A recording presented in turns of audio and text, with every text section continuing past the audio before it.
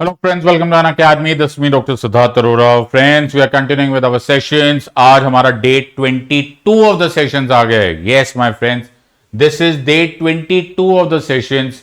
और ये 22 sessions जो है, right, ये 22nd session जो है, ये उसी सीरीज की कंटिन्यूटी में है जो मैं तुम्हें पढ़ाना चाह रहा हूं. मेकिंग इट अ पॉइंट कि हमारे हिंदी स्पीकिंग एस्पिरेंट्स को भी बहुत फायदा हो.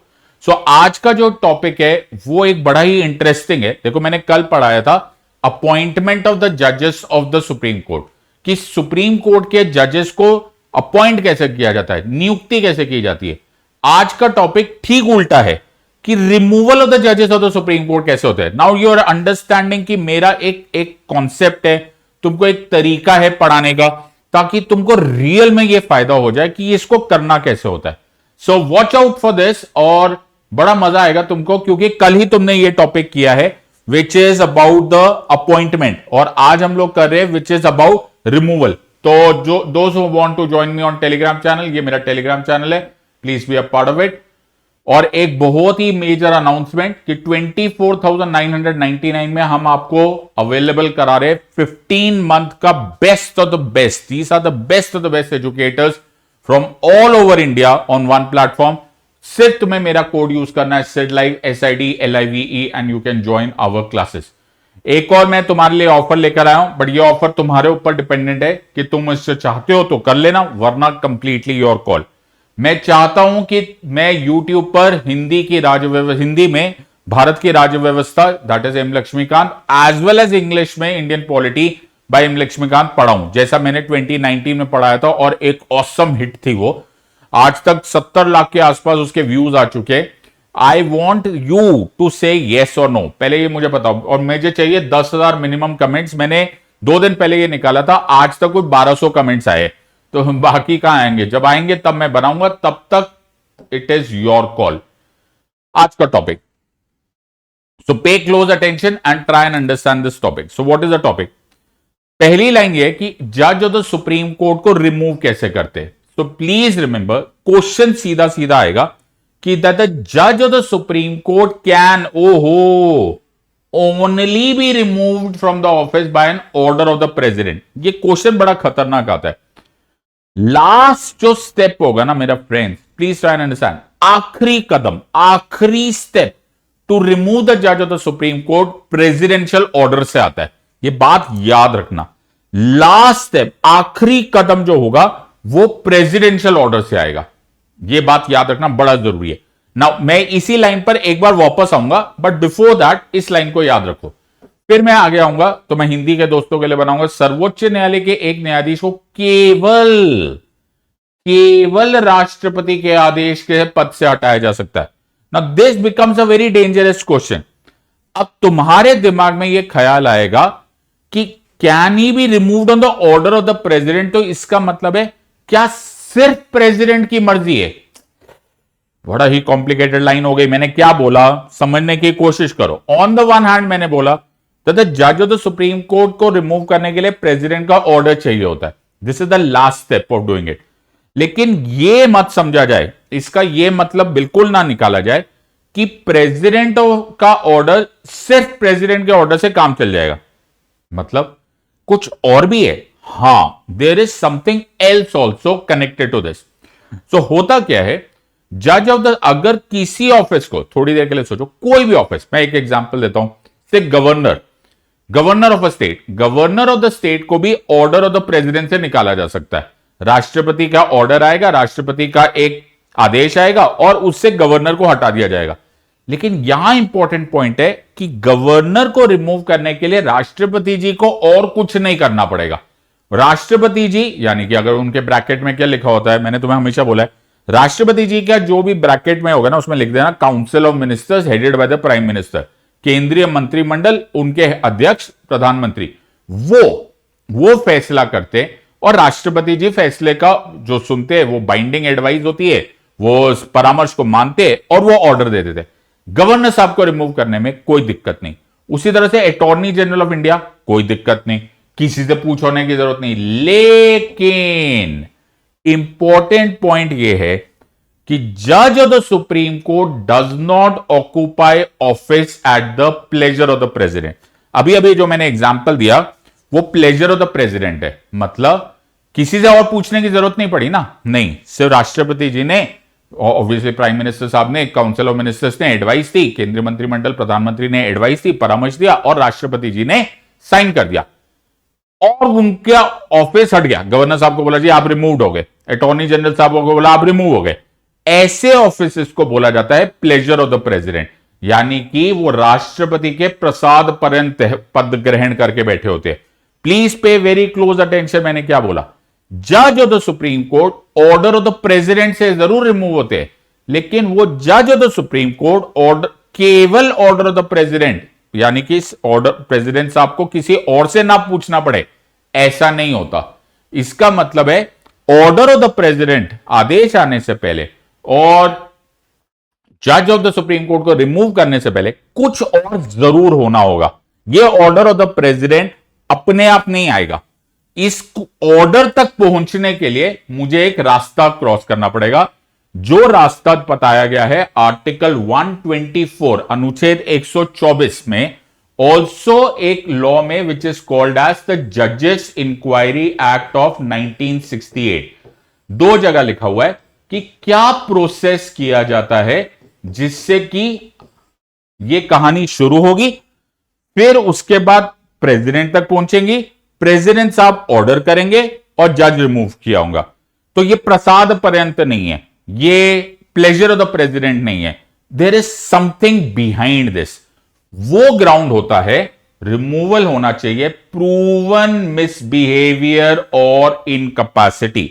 प्लीज लिखो कमेंट सेक्शन में, द जज of the supreme court can only be removed by an order of the president by a reference made by both the houses of the parliament on the grounds of, ये line लिखो, proven misbehaviour और incapacity. पहले English में लिख लो कि जजेस को remove किया जाने का जो ग्राउंड है, जिसके बेसिस पर रिमूव किया जा सकता है, वो होता है प्रूवन मिसबिहेवियर और इनकैपेसिटी। हिंदी के दोस्तों के लिए सिद्ध दुर्व्यवहार या अक्षमता है।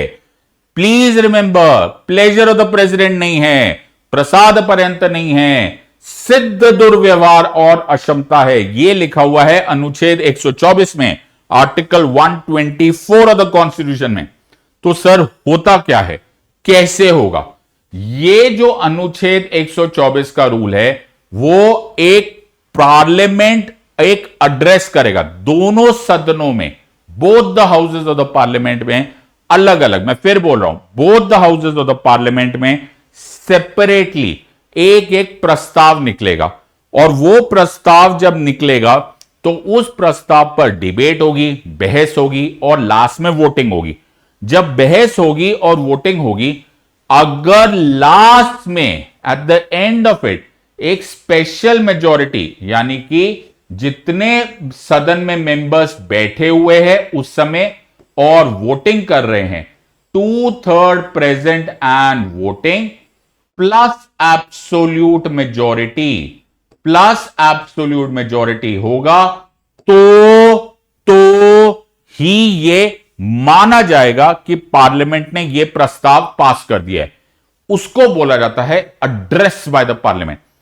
तो पहले मोशन पास हुआ, ओके, फिर एड्रेस हो गया, एड्रेस होके प्रेसिडेंट साहब के पास गया और प्रेसिडेंट साहब ने उस एड्रेस के बाद साइन किया रिमूवल ऑर्डर, तब जाकर द सुप्रीम कोर्ट जज will be remove. The same goes for the high court जजेस ऑल्सो। सो द पॉइंट है ये प्लेजर ऑफ द प्रेसिडेंट नहीं है, ऐसा नहीं है कि सिर्फ उनकी मर्जी चल रही है, ये पहले पार्लियामेंट कर रहा है। तो मैं सामने से हट जाता हूं, there has to be an address by each house of the parliament, अलग अलग, supported by a special majority, that is the majority of the total membership of that house and a majority of not less than 2/3 of members present and voting। Hindi के दोस्तों के लिए, हटाने की प्रक्रिया में संसद के प्रत्येक सदन द्वारा एक अभिभाषण की आवश्यकता होती है, जिसे विशेष बहुमत द्वारा समर्थित किया जाता है, अर्थात उस सदन की कुल सदस्यता का बहुमत, एब्सोल्यूट मेजॉरिटी, एंड उपस्थित और मतदान करने वाले सदस्यों के 2/3 से कम बहुमत नहीं होना चाहिए। Please remember, this is very interesting. यानी कि पार्लियामेंट पहले आएगा, उसके बाद the process will go towards the president. So this is a very beautiful mixture. और वो बात अलग है कि ये इतना आसान उसके बावजूद भी नहीं है, क्योंकि हर हाउस में आपको उसको 2/3 मेजोरिटी प्रेसिडेंट वोटिंग चलाना पड़ा. उससे भी पहले एक और स्टेप होता है कि हो सकता है कि सभापति जो प्रिसाइडिंग ऑफिसर है वो इस मोशन को डिस्कस भी ना करने दे. उसके बाद एक और स्टेप होता है कि उसमें भी 3 मेंबर जुडिशियल पैनल, जो जजेस चीफ जस्टिस ऑफ इंडिया के लीडरशिप में होता है, चेयरमैनशिप में होता है, वो ये चेक करता है कि ये जो कंप्लेंट है ये सही मायने में कुछ है भी कि एवं ही प्रेशर बनाने के लिए किया गया है. उसके बाद डिबेट एंड डिस्कशन होती है. उसके बाद 2/3 present and voting plus absolute majority वाली इतनी बड़ी मेजोरिटी चाहिए होती है. उसके बाद राष्ट्रपति जी के पास जाती है इन द सेम सेशन, और फिर वो पास किया जाता है, और फिर जज of the supreme court remove होते हैं. सो इन अ वे प्रोसेस तो बता दिया है भाई, इसमें कोई डाउट नहीं है, देयर इज अ प्रोसेस. लेकिन ये प्रोसेस इतना डिफिकल्ट जानबूझ के रखा गया है ताकि जो जजेस ऑफ द सुप्रीम कोर्ट है वो प्रेशर में ना आवे, फियर में ना आए, फेवर में ना आए. वो इस फियर में ना आए कि यार देखो जी हम तो तुम्हारे को जब मर्जी रिमूव करेंगे. सॉरी, यस रिमूव किया जाता है, लेकिन उसमें बिल्कुल जेन्युइन रीजन होना चाहिए. 2 बातें मैं तुम्हें बताना चाहूंगा. आमतौर पे जब तुम न्यूज़पेपर में पढ़ोगे तो तुम्हें रिमूवल ऑफ द जज ऑफ द सुप्रीम कोर्ट या रिमूवल ऑफ द जजेस के साथ वर्ड सुनाई देता है इंपीचमेंट. टेक्निकली स्पीकिंग हमारे कॉन्स्टिट्यूशन में इंपीचमेंट नहीं लिखा गया है in so far as the removal of the जजेस of the supreme court is concern. आप आर्टिकल 124 खोल के देखोगे तो उसमें आपको दिखेगा कि इंपीचमेंट वर्ड नहीं यूज किया, उसमें बोला रिमूवल, महाभियोग वर्ड नहीं यूज किया गया, हटाना यूज किया गया. लेकिन क्योंकि ये अमेरिका में, यूनाइटेड स्टेट्स ऑफ अमेरिका में जजेस को इंपीच किया जाता है और हमने इंपीचमेंट वहां से कॉन्सेप्ट लिया हुआ है. So kind of this might be one of the explanation why we use the word impeachment. I think it's a loose utilization of the word. हाँ, impeachment use होता है हमारे देश में, लेकिन only in the case of removal of the president. So article 61 अनुच्छेद 61 के सिवाय और कहीं पर महाभियोग वर्ड कॉन्स्टिट्यूशन में नहीं यूज किया गया. एक और बात बताना चाहूंगा कि probably thanks to the difficult process और whatever अभी तक उतना बुरे दिन नहीं आए, दैट हमारे यहां पर इंडिया में आज तक कोई जज of the supreme court remove नहीं हुआ है by this entire process. So this is one thing, right. कोशिश की गई, लेकिन it has never been seen the light of the day in the sense कि ये कंप्लीटली क्रॉस हो गया. सो तुम्हें क्वेश्चन कभी आएगा कि ये कभी हो गया, तो बोलना नहीं, कभी ऐसा आज तक हुआ तो नहीं. And last but not the least जो मैं तुम्हें दिखाना चाहता हूं, इफ यू लुक एट 2019 का एग्जामिनेशन, 2019 का if I am not wrong, या 2020 का, ओके, एक बार चेक कर लेना, तो उसमें ये एक्ट पूछा हुआ है, जजेस इंक्वायरी एक्ट ऑफ 1968. सो याद रखना, रिमूवल ऑफ द जजेस ऑफ द सुप्रीम कोर्ट केवल कॉन्स्टिट्यूशन में नहीं लिखा हुआ, वो जजेस इंक्वायरी एक्ट ऑफ 1968 में भी लिखा हुआ है. And last but not the least, please don't forget, the जजेस ऑफ द सुप्रीम कोर्ट और high court for that matter are not at the pleasure of the president. They are not occupying the office. वो प्रसाद पर्यंत अपने पद पर ग्रहण नहीं करते, उनका पोजीशन इज डिफरेंट. तो है order of the president, but not only the order of the president. I hope मैं तुम्हें इतने से टाइम में तुमको एक बड़ा इंपॉर्टेंट टॉपिक पढ़ा पाया, राइट. इसी तरह से मैं पढ़ाता हूं, राइट, सीधी बात, नो बकवास, straight to the head and destroy the exam. ये मेरी आदत है, राइट.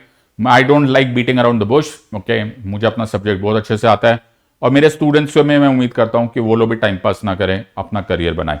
इसी तरह से मैं चाहूंगा कि मैं पढ़ाऊं ये लक्ष्मीकांत की पूरी सीरीज. अगर मुझे 10,000 कमेंट्स आ गए, I will be very very happy to teach you. I hope you have enjoyed this.